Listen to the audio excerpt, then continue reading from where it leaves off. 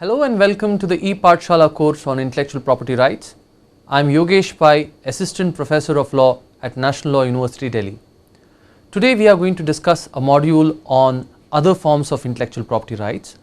Previously in various modules we have discussed separate categories of intellectual property rights involving trademarks, trade secrets, patents, copyrights, industrial designs, geographical indications, plant variety protection and the like.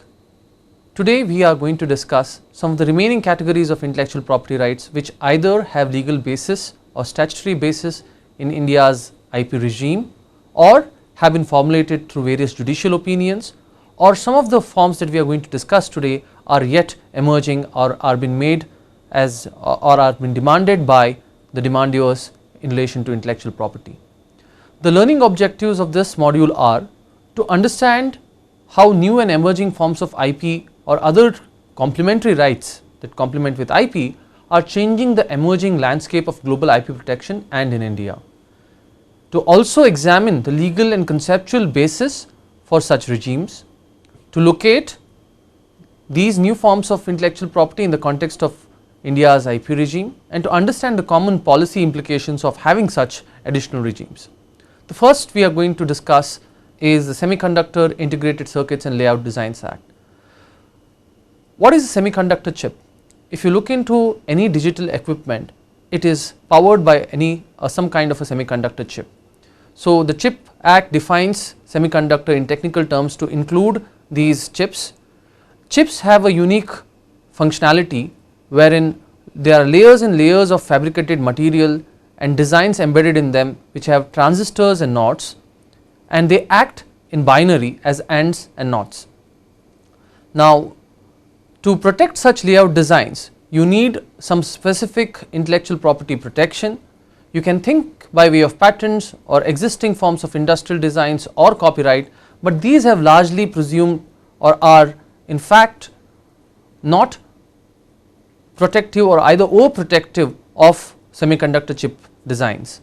Chip layouts in layers, they have three-dimensional properties, they are three-dimensional in character, they are spatial representation, and hence it is difficult to get them in current forms of IP protection. There are certain developments in the United States, Japan and EU in the context of semiconductor chip protection. In fact, United States was one of the first countries to have the SCPA, that is the Semiconductor Chip Protection Act in 1984, and this was because US industries, semiconductor chip industries were realizing that the existing forms of IP protection were not amenable to protect or not designed to protect semiconductor chips, and hence they needed a sui generis form of legislation. They also knew that if such regimes were not evolved, then countries like Japan, which were competing with American companies, would lead the way in semiconductor chip protection, and hence they thought that it would be important to come out with a sui generis form of legislation. But in India, semiconductor chip protection is widely unused. The first registration under this act was done only in 2014 October. It means there is no semiconductor chip industry in India that needs such kind of a protection, and yet we have this in the form of a domestic law. One of the reasons why we have it as a domestic law is because there is a clear-cut mandate in the TRIPS agreement which requires that countries, all WTO members, should have such a form of legislation. But why sui generis for semiconductor chips? The copyright regime seems unsuitable. The standard of originality that you require for copyright law is distinct from the standard of originality that you require in case of semiconductor chip, where the originality standard is a combination of known designs. The protection period is seemingly high in case of copyright, which is life plus 60 years, but the protection required for semiconductor chip is largely low because they have low shelf life. Unauthorized duplication of the chip is largely not protected, and there also exists idea and expression dichotomy in case of copyright, which can hamper protection in case of semiconductor chip design. Patent law is also not very suitable because the high standard of inventive step cannot be achieved by minor changes in the functional aspects of transistors and circuitry elements in the semiconductor chip, because these are placed in a known way and they are a known combination of designs. The layout is a spatial organization which performs a function, and such spatial organization or presentation has been expressly prohibited under the patents law, because presentation of information have classically not been protected through patent law, but have been protected through other forms of intellectual property like the copyright regime. And what is important to understand, although this semiconductor chip performs a function, since they are spatial organization or spatial representation of designs, they need a distinct form of protection which is not afforded by patent law. Design law or industrial designs law also seems to be largely unsuitable, because the Industrial Designs Act provides for protection of those designs that appeal, when judged solely by eye, appeal to your eyes. But semiconductor chips do not contain any such appearance. They are largely functional in nature, and functional designs are excluded by the designs law, and hence there is a need for sui generis regime. Section 7 of the Semiconductor Chip Act in India looks into the condition of registration, and it mentions that a layout design shall not be registered if it is not original, which means it should not be a commonplace design. However, a combination of designs is allowed.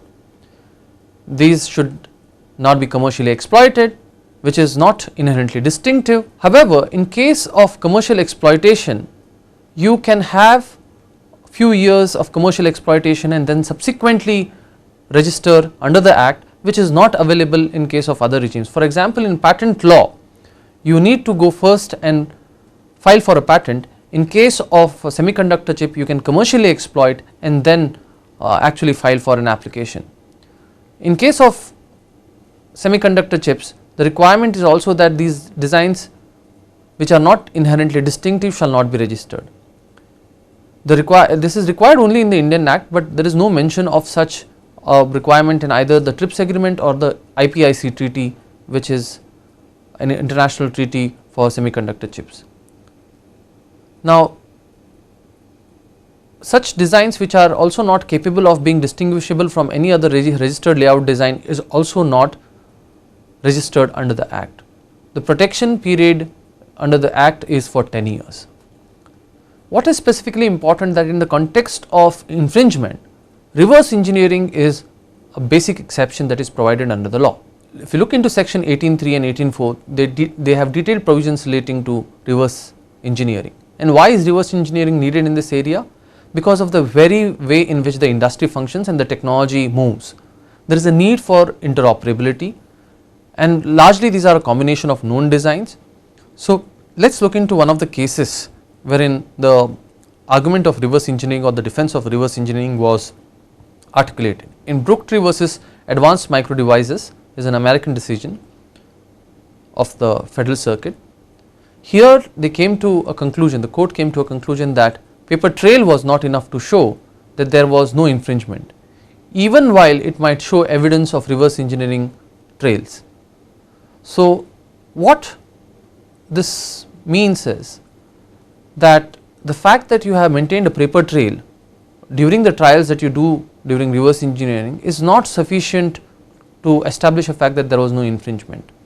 Infringement must be judged also in the context of facts of whether there was actual copying. Failures in independent invention can also lead to infringement, which is akin to the patent protection, wherein failures in independent invention can definitely lead to infringement of a patent. The similar logic is also applied in case of Semiconductor Chip Protection Act. Another form of intellectual property which is not discussed so much in Indian context is unfair competition. But interestingly, there are several statutory provisions in international regimes and also judicial cases that have evolved. International legal framework for unfair competition is laid down in the Paris Convention for Protection of Industrial Property in 1883, and this was also revised recently by the Stockholm as recently as 1967, and also is now part of TRIPS mutatis mutandis. Article 2 of the Paris Convention defines industrial property in the broadest terms possible, and it includes the repression of unfair competition. But what is unfair competition is not properly defined. Article 10 bis of the Paris Convention, which contains a non-exhaustive list of contraventions of honest practices in industrial and commercial matters, against all of which member states are required to provide effective protection. So that is the mandate. TRIPS extends this logic of protection to GIs under Article 22.2b and also under Article 39 in relation to protection of undisclosed information as a species of unfair competition.